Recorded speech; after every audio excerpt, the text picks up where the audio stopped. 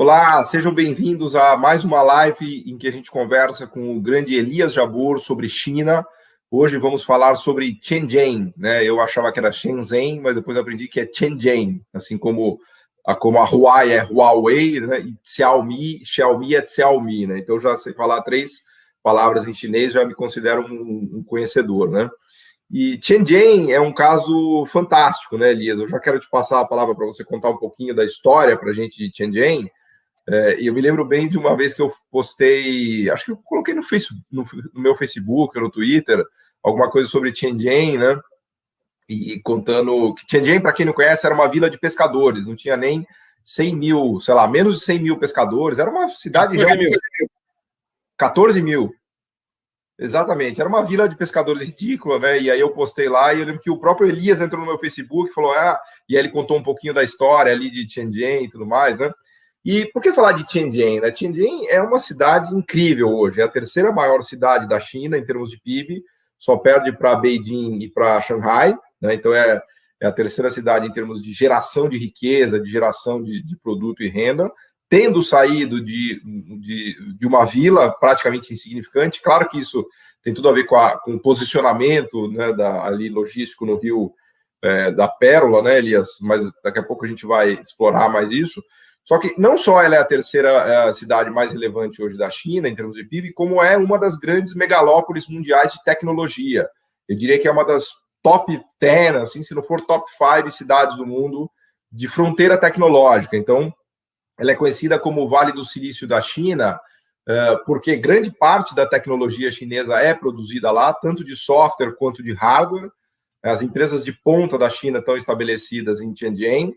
Grandes cérebros e grandes centros de pesquisa e universidades estão em Shenzhen. Então, realmente, o que se criou ali, o ecossistema de inovação, de criação, de desenvolvimento tecnológico que se fez em Shenzhen é absolutamente fantástico, né? Então, a gente quer falar um pouco hoje sobre, a gente separou um pouco o assunto Shenzhen para falar, para contar um pouquinho para vocês essa história hoje. E lembrando que essa é mais uma aula aberta que a gente está dando nessa semana. A gente tem uma série de aulas abertas que procuram, né, falar um pouco mais de China para todo mundo, mostrar um pouco mais do nosso trabalho de pesquisa, meu e do Elias. Essas aulas são parte de um curso que a gente tem, que é o Milagre da China, que é um curso EAD online. Agora a gente vai abrir matrículas na outra semana, no que a gente chama da versão 3.0 do curso, né, que é a terceira turma, em que a gente tem colocado mais aulas sobre Vietnã, sobre Laos, sobre Hong Kong. Então, a gente decidiu fazer uma semana de aulas abertas, né, para as pessoas conhecerem mais do nosso trabalho, conhecerem mais do curso e conhecerem, acima de tudo, mais sobre a China, que é realmente uma experiência fantástica e que é tida e a vida, assim, como algo meio esotérico, meio preconceituoso, que as pessoas não entendem, assim. O que eu vejo de pessoas falando de besteira da China é impressionante, que tem trabalho escravo, que isso e que aquilo, ou seja, ao mesmo tempo há muita ignorância e muito interesse sobre China, né? Tem muitas pessoas que são fascinadas pelo que acontece lá e tem pessoas que têm uma visão completamente preconceituosa e que não conseguem entender nada do que acontece na China. Então, eu vou deixar o link aqui, antes de passar a palavra para o Elias, do curso, para quem tiver interesse em dar uma olhada. As matrículas não estão abertas ainda, a gente vai abrir matrícula só na outra semana. E, além do link do curso, eu vou deixar também o link de um grupo VIP que a gente criou para quem tiver mais interesse em receber informações e condições especiais também, né? Eu ouvi dizer que o Elias vai dar um e-book da última edição dele, não sei se está confirmado ainda, depois a gente vai chorar para o Elias aqui, para ver se lá no grupo VIP, para quem se matricular, ele dá esse e-book, que é a última edição revisada e ampliada, inclusive, né, Elias? Boa noite, Elias. Boa noite, Paulo. Boa noite, pessoal. Olha, eu vou chorar na editora e vamos tentar liberar esse e-book para quem entrar no grupo VIP do nosso curso Milagre da China. É um livro, para vocês terem uma ideia, esse livro foi lançado, a primeira edição, há 4 meses, em dezembro de 2019 foi lançado esse livro e logo em seguida veio a pandemia, bombou de vendas, né, e nós decidimos lançar uma segunda edição, revista e ampliada, com artigos abordando, inclusive, essa questão da pandemia, como os chineses enfrentaram. Inclusive, uma das aulas do curso é como os chineses, a questão da China e a pandemia, como que os chineses enfrentaram a pandemia. Então, o livro traz traz um ou dois artigos sobre essa questão da China e a pandemia, e também essa questão que nós estamos sempre tratando aqui, que da nova economia do projetamento. Essa segunda edição já vendeu mais de 1.500 exemplares, ou seja, ela hoje está no ranking de 156 da Amazon entre livros da área de ciências sociais humanas no mundo hoje, né? Ou seja, das que mais vendem no mundo hoje, né? É um número grande, 156, mas para quem sabe como funciona o mercado editorial, uma baita posição que nós conseguimos com esse livro. Eu vou chorar que a editora, é quase certo que quem entrar nesse grupo VIP vai ter acesso ao e-book dessa nossa publicação. A questão de Shenzhen, Paulo, é que quando eu abordo nas minhas aulas de teoria do desenvolvimento comparado na UERJ, na pós-graduação em economia, Shenzhen ele traz uma série de questões. Uma questão é uma questão puramente da relação entre crescimento econômico e geopolítica, ou seja, a China em 78 ela tinha dois problemas fundamentais. Um problema é um problema histórico de como reunir condições para a reunificação do país, ou seja, reunificar a China continental com Hong Kong, com Macau e com Taiwan. Então, existia necessidade de se construir condições objetivas para isso, né? Esse é um ponto. E outro ponto é o que envolve a necessidade de se usar seu território, o seu mercado interno, etc., etc., para atrair empresas que, junto com elas, viriam capital em si mesmo, tecnologia e métodos de administração. Então, os chineses, eles copiaram, em certa medida, o que os coreanos chamavam de zona de processamento de exportações. A China montou suas zonas econômicas especiais. Em princípio, os chineses, como eles fazem tudo na base da experimentação, eles experimentaram 4 zonas econômicas especiais.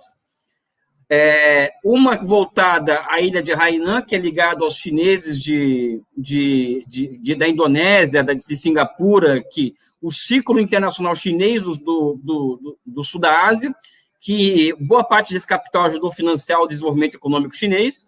Uma outra voltada para a Coreia do Sul, que a China tinha interesses em muitas cadeias produtivas que estavam na Coreia do Sul, e aproveitando até fazendo um aviãozinho com o Japão. Da Coreia do Sul era qual, Elias? Eu vou ser muito honesto com você aqui, Paulo. Os nomes de cabeça eu tenho muita dificuldade de lembrar, porque uma é na ilha de Hainan, a outra é a própria Shenzhen, que eu vou falar agora, que nós vamos falar sobre ela, e as outras duas eu não tenho de cabeça os nomes, porque, enfim, chinês não é uma língua das mais fáceis. Imagino que sua cabeça esteja meio congestionada já, manda bala. Não, e a questão é que também é o seguinte, que é mais interessante nos apegarmos ao processo em si do que aos nomes em particular, né? E Shenzhen, por exemplo, uma zona econômica especial grudada em Taiwan, assim, do outro lado do estreito de Taiwan, para atrair capitais taiwaneses, para vocês terem uma ideia, a renda per capita de Taiwan em relação à China em 78, Taiwan tinha uma renda per capita 19,5 vezes maior que a da China continental, ou seja, você sustentar um discurso de reunificação territorial do país com essa disparidade de renda é impossível. Então, as reformas econômicas também tinham que ter essa tarefa de criar condições à reunificação. E Shenzhen é um caso espetacular, porque grudou em Hong Kong, é uma zona econômica especial grudada com Hong Kong, ela tinha o papel de criar uma zona de convergência com Hong Kong e virar uma extensão do território de Hong Kong, né? De forma que Hong Kong ficasse tão dependente da China, entre aspas, dependente, que o discurso da reunificação e da tese de um país, 2 sistemas, ficasse muito mais fácil de se digerir na década de 80. Então, os chineses eles criaram toda uma infraestrutura particular em Shenzhen, ou seja, que era uma vila de 14 mil pescadores, para o quê? Para atrair capitais de Hong Kong, porque Hong Kong até então era uma cidade-estado, mas altamente industrializada. Hoje é somente o centro financeiro. Por quê? Porque toda essa indústria de Hong Kong acabou indo para Shenzhen, né? Então, acho que tem esse lado que é geopolítico, que é utilizar o território para atrair capitais de fora do país, criar condições para a reunificação. Em cima disso, Paulo, uma das aulas do curso também é voltado para a dimensão territorial do desenvolvimentismo chinês, ou seja, das 4 zonas econômicas especiais até a nova Rota da Seda, passando pela formação de uma economia continental, que eu chamaria de pós-fordista, vamos dizer assim, né? Então, Shenzhen tem um outro lado agora, que é o lado da teoria do desenvolvimento econômico, né? Então, tem uma passagem que Marx, desculpa, que no prefácio da segunda edição do Desenvolvimento do Capitalismo na Rússia, um livro de Lenin, ele fala de duas vias de transição do feudalismo para o capitalismo. Uma delas é uma via prussiana, ou seja, uma classe de senhores feudais, de senhores de terra, toma o poder e de cima para baixo implanta a siderurgia no país, né? E não faz reforma agrária, porque a industrialização interessa a esses fazendeiros voltados ao mercado interno. É o caso da Alemanha, que é uma via prussiana, o Japão, uma via prussiana, o Brasil também, em certa medida, é. Então, a China, eu acredito que a China, Paulo, aliás, a União Soviética também foram vias prussianas de caráter socialista, ou seja, tomava-se o poder do Estado, a primeira coisa que eles faziam é a indústria infante, ou seja, a siderurgia, que é aquela história do Liszt que todo mundo conhece. Então, acho que tem esse ponto que a China é essa experiência de modelo soviético também. Aliás, tem outra aula no curso que nós tratamos do modelo soviético, né?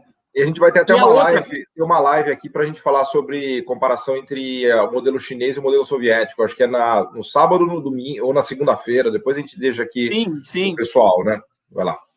E a outra história que eu acho que é fantástica, que é o seguinte, que é aquela chamada Via Americana de Desenvolvimento, ou seja, aquele camponês pequeno, médio, voltado ao mercado, ele colhe e planta pensando no mercado, que após mudanças institucionais, esse camponês acaba se transformando em empresário. Na minha pesquisa que eu fiz em 2009 em Shenzhen, quando eu estive lá, eu fiz uma survey, uma pesquisa, eu me reuni com muitos professores que também trabalham nessa questão, né? E concluímos, a partir das pesquisas que nós fizemos, que 80% dos empresários que estão em Shenzhen hoje, aliás, os nativos, né? Porque tem empresário de tudo quanto é canto, os nativos de lá, eles eram camponeses médios em 1978. Ou seja, uma característica de Shenzhen é que camponês médio virou empresário e acabou se instalando em Shenzhen também. Ou seja, cara, é um mundo de coisas que dá para se explorar quando o assunto é Shenzhen.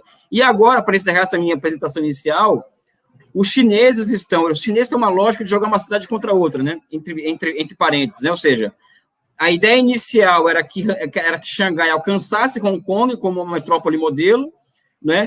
E hoje Shenzhen, por exemplo, é o que eles chamam, eles estão tentando transformar numa cidade socialista modelo, ou seja, uma cidade completamente smart, inteligente, com ônibus elétrico, táxis elétricos, barulho cada vez menos barulho de trânsito, inteligência artificial para monitorar a cidade, enfim.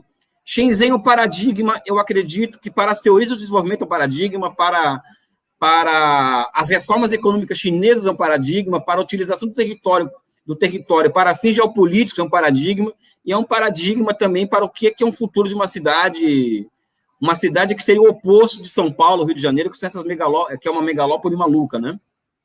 E o que eu acho incrível, Elias, de Shenzhen é que ele já conseguiu superar, inclusive, Hong Kong em termos de PIB, né? Hoje o PIB de Shenzhen é maior do que o PIB de Hong Kong, né? Isso foi uma coisa que eu demorei para entender um pouco e que minha ficha caiu graças às suas aulas, principalmente no curso, né? O legal desses cursos é que eu, na verdade, sou um grande beneficiário, porque eu acabo fazendo o curso e aprendendo com todo mundo e não preciso pagar nada, né? E eu aprendi muito com você, e aí que me caiu a ficha, que, na verdade, a sacada dos chineses foi, entre aspas, roubar Hong Kong, né? Eles quiseram fazer a sua própria Hong Kong, então, que foi uma estratégia muito sábia, olhando agora para trás, porque eles falaram, bom, peraí, a gente tem aquele enclave ali, que os ingleses tomaram da gente de maneira humilhante, que agora está retornando para a China, mas o retorno de Hong Kong, aliás, a gente vai ter uma aula aqui, uma live para falar de Hong Kong, e depois a gente explora mais isso, mas estava claro para os chineses que não seria trivial reintegrar Hong Kong com o China Mainland, né? Fazer Hong Kong voltar a ser parte da China. E essa sacada de criar Shenzhen, que é a zona especial de exportação, na frente de Hong Kong, na foz do Rio da Pérola, que é um dos lugares, vamos dizer assim, mais estratégicos do planeta Terra, porque você tem Taiwan, Hong Kong, o Rio da Pérola, ali é realmente um lugar de comércio, um lugar logístico fundamental. Então, os chineses, o governo chinês, o Estado chinês teve essa grande sacada de falar, peraí, em vez de eu tomar Hong Kong de assalto, eu vou fazer a minha própria Hong Kong aqui, meio devagarzinho, comendo pelas bordinhas, e vou trazer a Hong Kong para cá, né? E é uma estratégia que deu tão certo que hoje Shenzhen é mais importante que Hong Kong, né?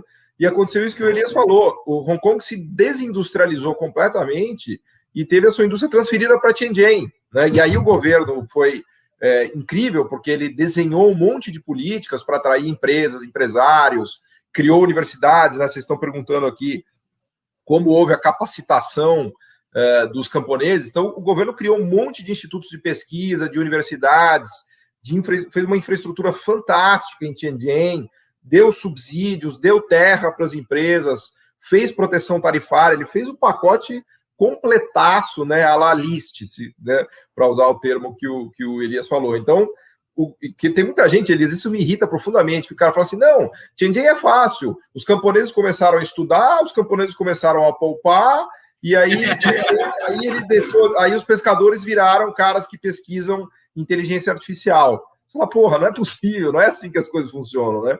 Foi um projeto de Estado ali, do governo chinês, investindo naquela região durante mais de 20 anos e criando o polo, talvez um dos polos tecnológicos mais fantásticos do planeta Terra hoje. Das coisas mais sofisticadas que se fazem hoje no globo, no planeta, está lá em Shenzhen. Por exemplo, os iPads, os tablets, 70% dos tablets do mundo são feitos hoje em Shenzhen, né? Então, Shenzhen é um exemplo, né, do que dá certo, que é impressionante. Até costumo brincar, né, que até meio sacanagem fazer essa comparação com a Zona Franca de Manaus, né? Até uma injustiça, porque a Zona Franca foi criada para ocupar a região da Amazônia, né?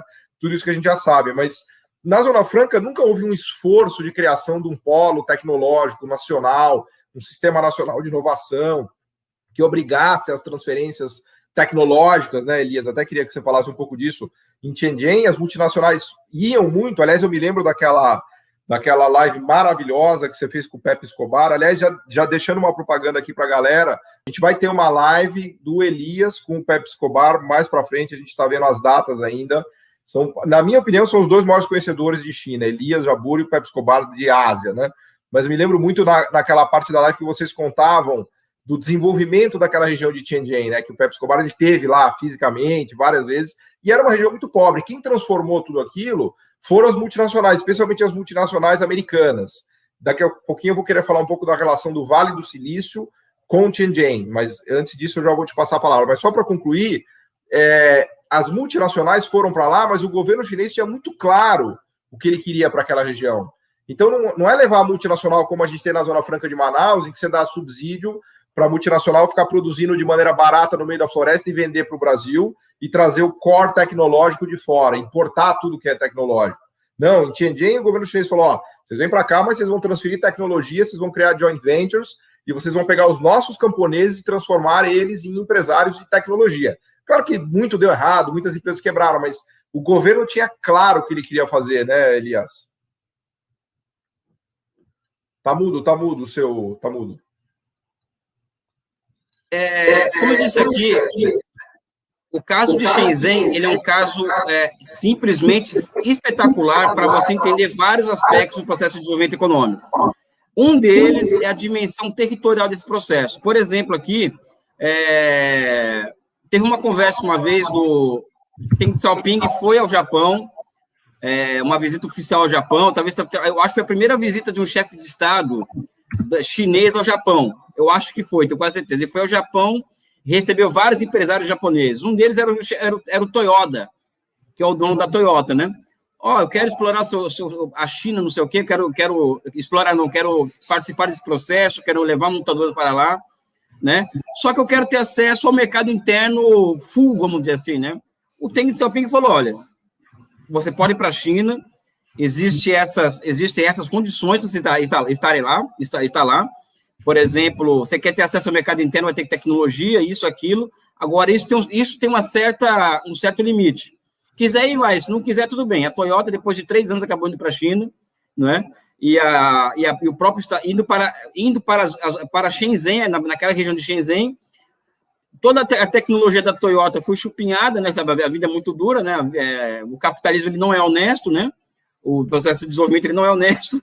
E a China acabou, a partir do know-how que a Toyota criou, trouxe para a China, montou as suas próprias marcas de carro e assim sucessivamente. A questão geográfica, que eu acho que é interessante também, é a seguinte, é que Shenzhen ela virou o epicentro de um grande Vale do Silício. que não é somente Shenzhen, são várias cidades que inclui inclusive Macau, não é? E que envolveria, inclusive, até o ano retrasado, Hong Kong, né? Ou seja, Hong Kong, uma solução econômica para Hong Kong, que a gente vai falar sobre isso mais em outra live, seria a sua incorporação ao Vale do Silício chinês, liderado por Shenzhen. Isso já estava acordado isso com as elites de Hong Kong, estava tudo encaminhado até começar essa onda de protestos que inviabilizou essa solução para Hong Kong, né? Ou seja, a gente percebe que existe uma temporalidade. Hong Kong acabou sendo funcional ao processo de desenvolvimento de Shenzhen, né? E também de toda a China, e hoje o futuro de Hong Kong depende profundamente do que acontece em Shenzhen. Não existe solução para a questão de Hong Kong sem uma incorporação àquele Vale do Silício liderado por Shenzhen. Então, isso é fantástico do ponto de vista de quem estuda história, de quem estuda desenvolvimento, etc., etc., porque também tem uma outra relação em torno disso aí, que é o seguinte: atualmente, dentro das escalas globais de valor dentro de Shenzhen, ou seja, Shenzhen tem uma divisão social do trabalho ali, e já existem fábricas saindo de Shenzhen para ir para o interior da China. Por quê? Porque a China criou uma malha ferroviária com trens de 300, 400, 500 km por hora, em que a transferência de atividades, vamos dizer assim, que não são core, de uma cidade para outra, mesmo que 1.000 quilômetros de distância,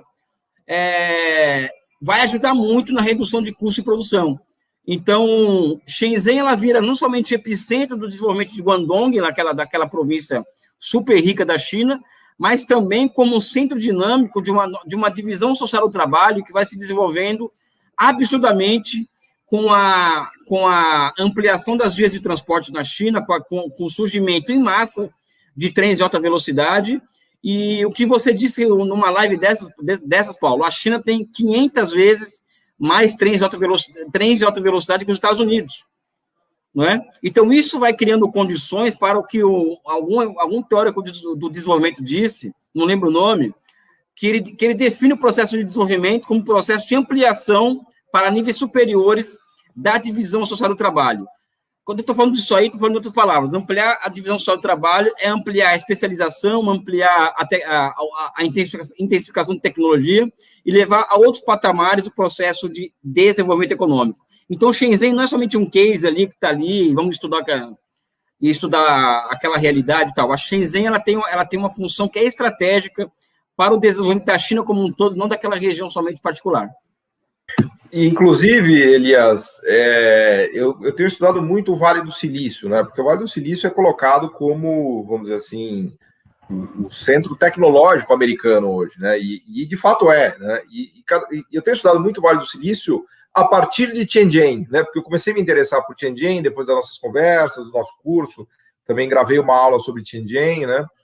E quando eu comecei a mergulhar nisso, comecei a estudar mais o Vale do Silício, e aí é impressionante que você vê que, na verdade, o governo americano seguiu estratégias muito parecidas para o Vale do Silício, né? Porque se vende no Brasil, especialmente dos economistas mais liberais, de que parece que foram empreendedores brilhantes lá no Vale do Silício que construíram tudo. E eles se esquece de contar a parte do governo americano que foi fundamental, né? Que eu quero falar um pouquinho agora na sequência. E Shenzhen, como você muito bem coloca, é muito mais do que só Shenzhen.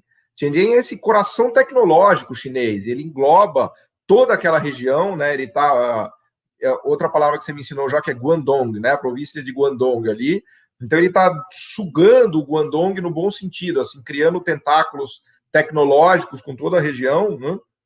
E aí eu diria que hoje a ponta de lança, ou como diz o nosso amigo Beluso, a cúspide, né, do sistema produtivo tecnológico chinês, e que está assim, cabeça a cabeça com o Vale do Silício, né? Agora, o mais curioso dessa história toda, Elias, é que, num certo sentido, Shenzhen é uma criação do Vale do Silício também, né? Porque os empresários americanos, né, e tem um artigo fantástico do Andy Grove, que é o presidente da Intel, acho que eu até te mandei já, um artigo dele de 2010, que ele conta uma história do Vale do Silício que é meio premonitória. Aliás, esse artigo tem sido muito usado pelo time do Biden agora para redesenhar as políticas industriais americanas, para tentar correr atrás do prejuízo, né, de recuperar o espaço perdido para os chineses, se é que dá tempo. Mas O Andy Grove, ele conta uma história ali que é muito interessante, porque ele fala, olha, eu estou muito preocupado, porque eu, Andy Grove, fundei a Intel, que é o powerhouse americano de tecnologia, mas eu estou vendo que tudo isso está migrando para a China, toda a parte industrial do Vale do Silício está migrando para a China. Por quê? Porque é mais barato produzir na China. Então ele começa a fazer levantamentos ali em 2010 de qual porcentagem dos funcionários das empresas americanas estavam na China e estavam no Vale do Silício. E ele chega à conclusão que somente 10, 15, 20% dos empregos eram mantidos no Vale do Silício nos Estados Unidos. E a grande maioria tinha sido transferida para a China, especialmente para Tianjin, né? O exemplo da Foxconn é o melhor de todos. A Foxconn, não sei como está hoje, mas ela chegou a ter 800 mil funcionários já para produzir para HP, para Dell, para Apple, né? A grande produtora das carcaças dos iPhones é a Foxconn, que é parte da história de Tianjin. Não dá para entender Tianjin sem entender a Foxconn. A Foxconn foi a empresa que foi terceirizada, todas as empresas do Vale do Silício terceirizaram a produção com a Foxconn em Tianjin. Por quê? Porque era muito mais barato. Então, é curioso, Elias, porque o surgimento de Tianjin foi também um movimento de tentativa de aumentar o lucro dos americanos no Vale do Silício. Só que, sem querer, eles entregaram a rapadura, porque o governo chinês foi muito esperto. Ele falou, opa, peraí, vem no colinho aqui do papai, vem produzir tudo aqui, só que vocês vão transferir tecnologia. E só que, obviamente, que os chineses não falaram isso, mas eles foram aprendendo, né, ao longo do tempo, e hoje os chineses produzem de maneira muito mais eficiente lá em Tianjin. Então, o Andy Grove, ele escrevia em 2010 preocupadíssimo, né? A grande crítica dele, veja vocês, Elias, o presidente da Intel falava, estamos com problema de desindustrialização no Vale do Silício. A desindustrialização do Vale do Silício, cujo responsável principal é Tianjin, e são as multinacionais americanas, vão acabar minando o centro de inovação que é o Vale do Silício. Então, essa eu acho uma história fantástica, porque as próprias multinacionais americanas foram lá ensinar os chineses na inocência de que o chinês não ia aprender, que o chinês é bobo, que ele era educado, mas era um salário barato e não sei quantos, né? E acabaram perdendo essa preemência, né? Então, essa história da desindustrialização, acho que é muito legal, eu queria ouvir sua reação a isso, e depois eu queria falar um pouquinho também sobre o papel do governo americano na criação do Vale do Silício, porque essa é uma história que muita gente não conhece. Então, uma coisa, vou contar uma história aqui para você, que falam que a China é muito uma cópia da chamada NEP soviética, ou seja, aquela tentativa do Lenin de criar aliás, socialismo. Muita gente perguntando aqui, se você puder comentar. Sobre a NEP, justamente. Não, porque o Lenin, por exemplo, ele percebe que a Rússia tinha muitas potencialidades, mas essas potencialidades demandariam a importação de tecnologia, a tecnologia estrangeira, né? E o Lenin, ele fez concessões, por exemplo, petrolíferas em Baku, no Cazaquistão, tem até a história do Armand Hammer, que foi o primeiro concessionário da NEP. Ele foi responsável por construir uma mina de amianto na Rússia, etc. E foram perguntar para o Lenin, Lenin, que história é essa? Nós fizemos uma revolução aqui e você quer trazer os capitalistas de volta para cá? Qual o sentido disso?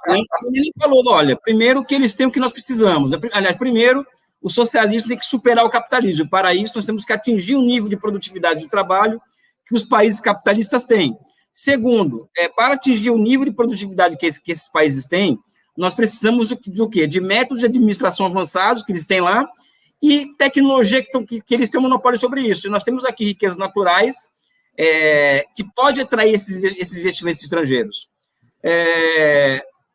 E ele falou assim, uma frase que é interessantíssima, que vale para o pessoal do Vale do Silício. Camaradas, calma. É só você jogar queijo com o rato, na hora ele vem correndo pegar. Ou seja, então o que aconteceu com a China foi exatamente... Maravilhosa essa frase. Não, o Lenin, cara, tem um livro que é Armand Hammer, um capitalista em Moscou, que é espetacular esse livro, que eu acho que todo mundo tem que ler. E ele fala, vamos dizer assim, da conversa que teve com o Lenin. Ele atribui à Rússia Soviética o fato de ele ser um milionário. Ele falou que deve ao Lenin isso, porque o primeiro negócio que ele montou na vida foi essa mina de amianto sob a NEP, e ele foi o chefe de uma das 7 irmãs do petróleo. Então, o cara que morreu com 90 e poucos anos, fez um livro de memória, e ele tem um dos capítulos que fala da relação dele com o Lenin, né? Então, o que a China... Aliás, tem uma história também em cima disso aí, do seguinte: quando o Deng Xiaoping foi aos Estados Unidos, ele foi ao Texas, teve uma recepção, e várias pessoas foram lá cumprimentar o Lenin, e esse Armand Hammer, ele entrou de bico na festa, porque ele não queriam que ele participasse, porque ele era ligado a políticos do Partido Republicano, e aí não queriam que ele entrasse, ele entrou de bico na festa. E esse cara estava vindo na direção do Lenin para cumprimentar aquela fila de cumprimentos, aí o intérprete chinês falou o seguinte: antes de ele falar que isso aqui é o Armand Hammer, ele falou: não, esse eu já conheço. Esse ajudou o Lenin na Rússia, na época da NEP, agora vai ajudar a China nesse momento que nós precisamos dele. E ele passou o resto da noite sentado com o Deng Xiaoping conversando. Né? Então, a história de Shenzhen, por exemplo, é muito a história do empresário que foi à Rússia fazer a NEP, que levou tecnologia para a Rússia, e a história desse monte de capitalista esperto americano que achavam que a China era mais um país que o modelo não ia dar certo, porque não se sustentaria ao longo do tempo, e vamos exportar tecnologia para esses caras se focarem com a própria corda, né? E o que ocorreu foi o contrário, né? Os americanos hoje que estão sendo engolidos pelos chineses, com a própria corda que eles criaram, porque os Estados Unidos é uma democracia que depende da capacidade de consumo da população. E a inflação, o combate à inflação dos Estados Unidos é uma prioridade. Então, a China caiu como uma dádiva dos deuses para os americanos para controlar a inflação americana, né? E deu no que deu aí, né? A vida é muito dura.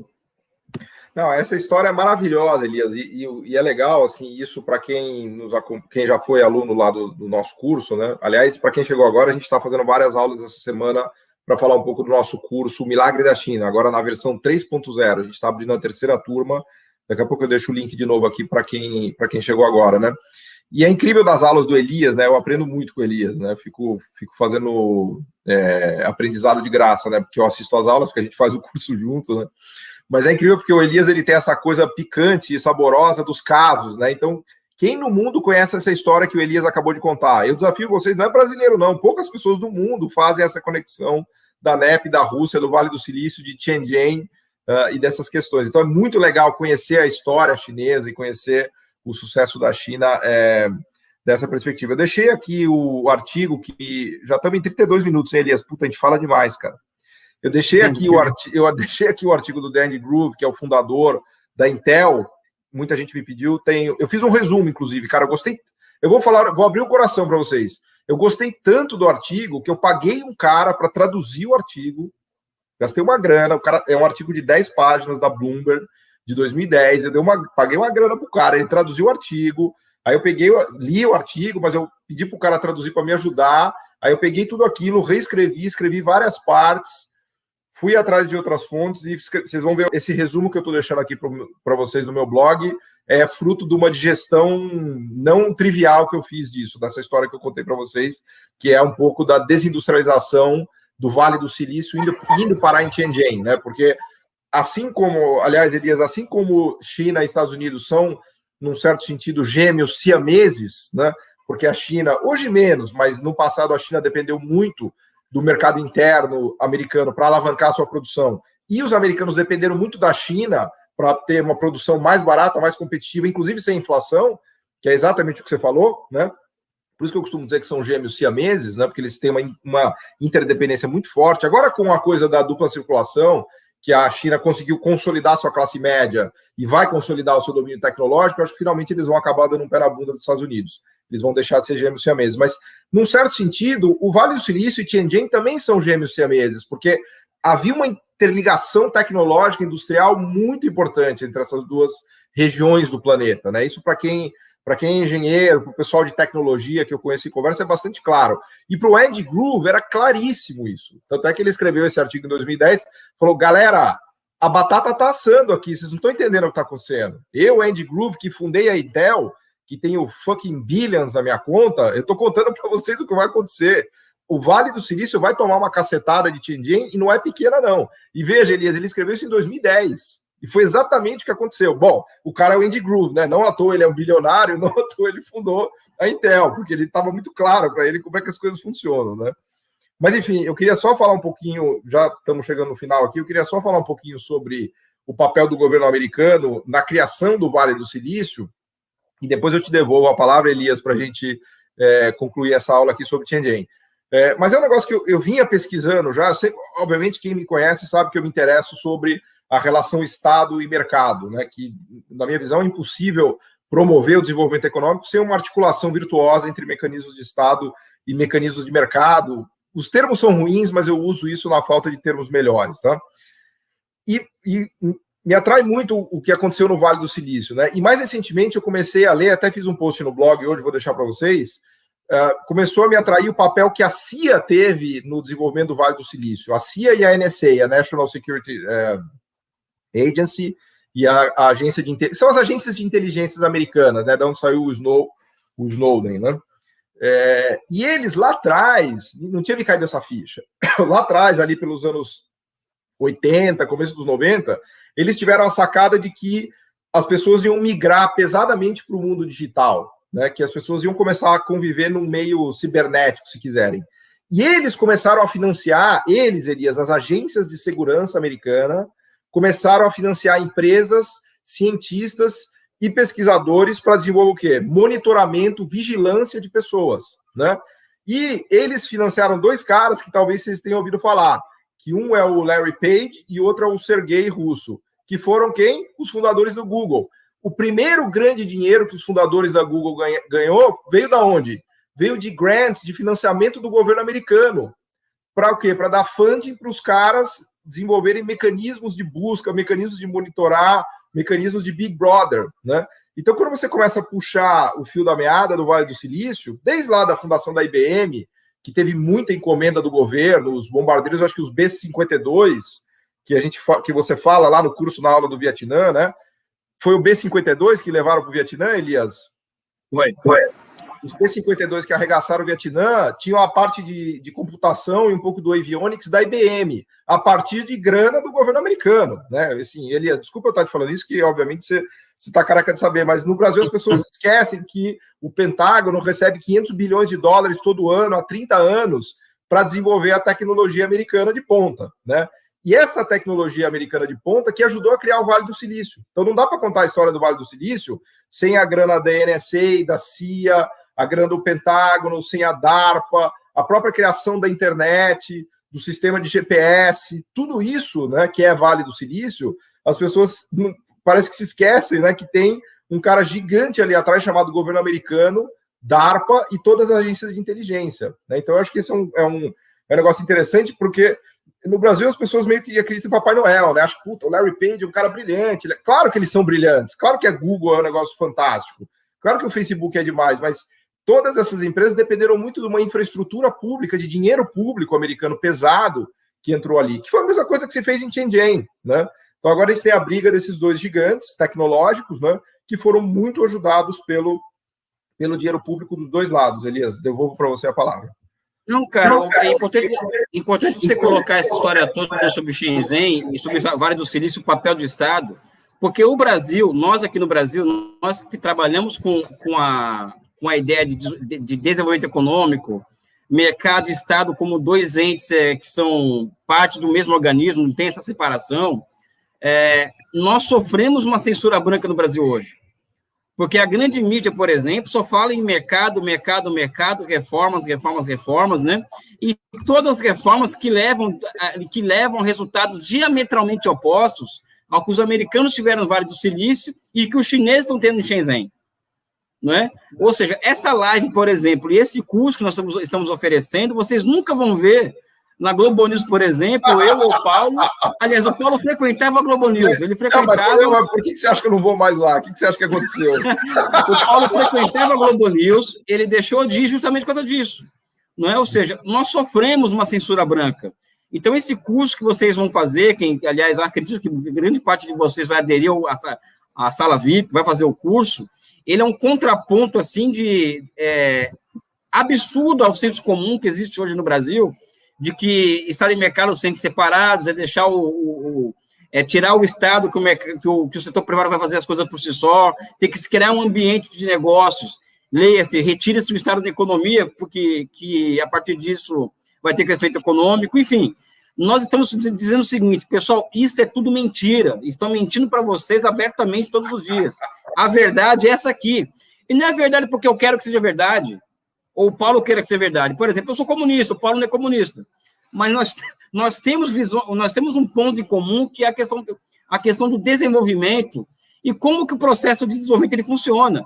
E nisso aí não tem ideologia, meu amigo, tem fato, tem processo histórico, né? E o processo histórico demonstra que sem um Estado não existe processo de desenvolvimento econômico, não é? Então, eu quero aqui denunciar, entre aspas, a censura branca que nós sofremos e também colocar aqui que vocês terão uma oportunidade, assim, imensa de conhecer o outro lado da moeda dessa história chamada desenvolvimento a partir do caso chinês, né? Porque o caso americano, por exemplo, Paulo Gala fala o tempo inteiro do caso americano, que é um caso fantástico de processo de desenvolvimento. Os chineses copiaram muito os Estados Unidos, ou seja, eles não só trouxeram as empresas americanas, mas também copiaram em medida o modelo americano, tá?